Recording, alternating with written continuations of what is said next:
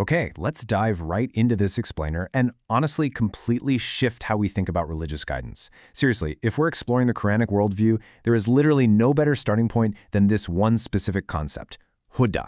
Now, normally it just gets translated into English simply as guidance. But as you'll see today, that simple translation, it kind of misses the mark. It strips away the incredibly dynamic, interactive nature of what the text is actually talking about. We're going to look at Huda not as some dusty old concept, but as an active, breathing, living ecosystem. You know, for outsiders looking in, guidance is so often misjudged, right? People think it's just a passive, static list of do's and don'ts, and it's really easy to feel totally bogged down by these heavy, rigid rules.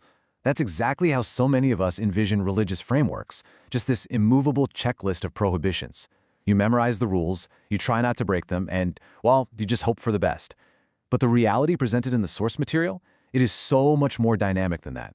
It completely breaks out of this trap of just being a static destination that you reach once and you're done. So here's the absolute crucial point. The Quranic concept of Huda isn't a finish line. It's a fluid, active relationship. Think of it more like a living map or a compass that's constantly recalibrating itself. It's this continuous, ongoing process of alignment between what a human being chooses to do and the divine response to that specific choice. It's definitely not just some arbitrary switch that gets flipped on for some lucky people and left off for everyone else. No, it actually breathes. It reacts directly to you. All right, part one, the 3 layers, or an ecosystem of guidance.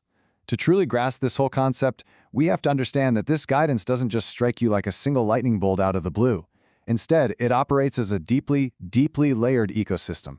Let's look at how this built, starting with our first layer, universal guidance, or Al-Huda al-Am. This is essentially the baseline instinct given to literally everything in existence. It's the core programming that tells a newborn mammal exactly how to nurse, or how a bird knows to migrate thousands of miles across continents, or even how a plant knows to turn its leaves right toward the sun. For us humans, this universal layer includes our basic cognitive faculties, our conscience, and our innate capacity to recognize truth, order, and beauty in the world around us. It is the baseline operating system that we all share. Moving from the internal to the external, we hit this second layer, Arshadna. Now, this provides absolute intellectual and moral clarity. It's the outward presentation of right and wrong through things like tools, texts, and messengers. Think of it exactly like a high-quality roadmap or a really clear traffic sign. It shows you exactly where the road goes, but, and this is super key here, it doesn't force your car to drive down it. This level of clarity is offered to everyone, completely regardless of whether they actually choose to follow the directions. And then we get to the final, beautifully complex layer, which is Tawfiq. So if that second layer was the roadmap, Tawfiq is the inner strength, the clarity of mind, and the circumstantial ease given to you to actually act on the truth once you see it. It's the fuel in the tank. It's the engine running smoothly.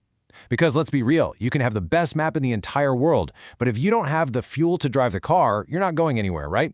Tawfiq is that specific internal assistance that actually empowers you to step forward confidently. Okay, part 2, the engine, or the interactive feedback loop.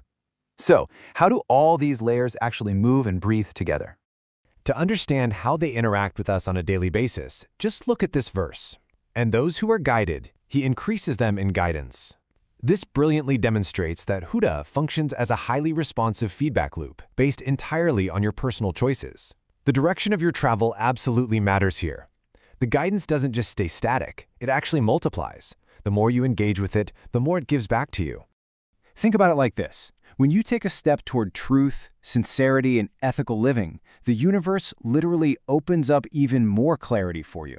Your internal compass just gets sharper. But what happens if you consistently shut your eyes to the facts, or suppress your conscience, or act unjustly? Well, the psychological reality is that your actual capacity to perceive guidance diminishes.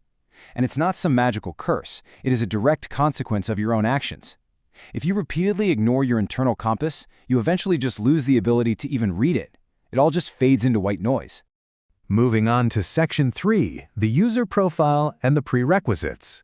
Now, this brings us to a really fascinating paradox. The text states that this is a guidance for those conscious of God, known as al-muttaqin. But wait, if you're already conscious of God, why do you need the guidance in the first place, right? Well, the answer lies in the human disposition. To even begin using this map, you need fertile soil. Huda just doesn't work on a mind that's entirely closed off, arrogant, or completely indifferent to the truth. You really need two main prerequisites here. First is intellectual humility. That's simply the willingness to admit you don't know everything. And yeah, you actually need directions. And second is moral seriousness.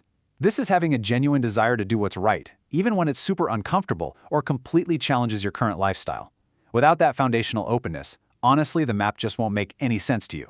And that brings us to our final section, the paradigm shift, or the living compass. Let's go ahead and bring all these ancient concepts into a perfectly fitting modern metaphor, just to really lock down our understanding of how this operates for us today. Think about traditional rules like a dusty old paper map. You know, you plan your route once and you just kind of hope nothing changes, or you pray you don't make a mistake that leaves you completely stranded. Huda, on the other hand, operates entirely differently. It operates exactly like a modern GPS app, like Waze or Google Maps. It's constantly monitoring your choices, adapting to the terrain, and moving with you dynamically. Let's actually break down the mechanics of this spiritual GPS. First off, it provides real-time recalibration. It knows exactly where you are.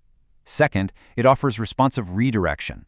If you make a wrong turn, miss an exit, or hit what we could call a spiritual traffic jam, the system doesn't just shut down and abandon you. It definitely doesn't say game over. Instead, what does it do? It recalculates. It immediately starts finding a way to get you back on track toward the truth, starting from exactly where you are right now. Provided, of course, that you're still actually looking for the destination.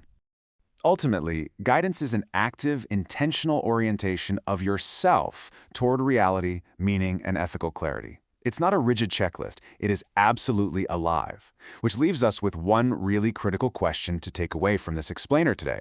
Is your internal compass actively navigating, constantly recalibrating, and guiding you towards truth? Or is it just sitting on a shelf somewhere, gathering dust? Thanks for exploring this fascinating concept with me today. And hey, keep that compass calibrated.